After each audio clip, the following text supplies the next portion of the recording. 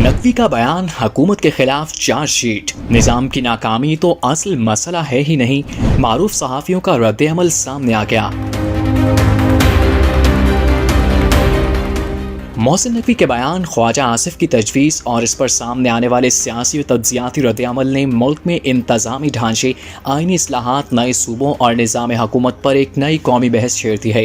नामवर सहाफ़ियों के रद्द-ए-अमल सामने आए हैं जिनके मुताबिक सूबों की तश्कील, नए इंतज़ामी यूनिट्स या वफाकी इंतज़ाम में किसी इलाके की मुंतकिली जैसे मामलात सिर्फ आइनी तरमीम, पार्लिमानी इत्तफ़ाक़ राय और मुतल्लिक़ा सूबाई असम्बलियों की मंजूरी से ही मुमकिन है। इसलिए किसी भी बड़ी तब्दीली के लिए वसी सियासी इत्तफ़ाक़ राय नागुज़ीर होगा। सीनियर तज्ज़ियाकार मज़हर अब्बास ने कहा कि मोहसिन नकवी का बयान गैर मामूली नौयत का है और अगर हुकूमत वाकई इस मौक़िफ़ की हामी है तो वज़ीर दाखिला को यही बात पार्लियामेंट में बाकायदा पॉलिसी बयान की सूरत में पेश करनी चाहिए थी। मज़हर अब्बास ने कहा कि अगर हुकूमत तस्लीम कर रही है कि मौजूदा निज़ाम नाकाम है तो उसका मतलब यह है कि वो खुद अपनी नाकामी का इत्तराफ़ कर रही है। पाकिस्तान का असल मसला निज़ाम की नाकामी नहीं, सियासी जमातें तोड़ी भी गईं, बनाई भी गईं, हुकूमतें गिराई भी गईं और बनाई भी गईं। इसलिए ये कहना दुरुस्त नहीं कि निज़ाम नाकाम हो गया, क्योंकि निज़ाम को मुस्तकिल बुनियादों पर चलने ही नहीं दिया गया। उनका कहना था कि महज नए सूबे बना देने से इस बात की कोई ज़मानत नहीं दी जा सकती कि तमाम मसाइल हल हो जाएंगे। सीनियर तज्ज़ियाकार रऊफ क्लासरा ने कहा कि अगर मोहसिन नकवी समझते हैं कि मौजूदा निज़ाम नाकाम है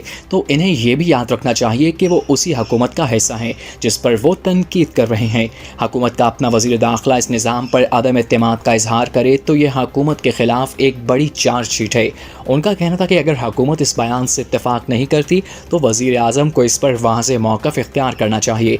बसूरत दीगर ये तासुर मजबूत होगा कि हुकूमत खुद अपने निज़ाम पर एतमाद नहीं रखती।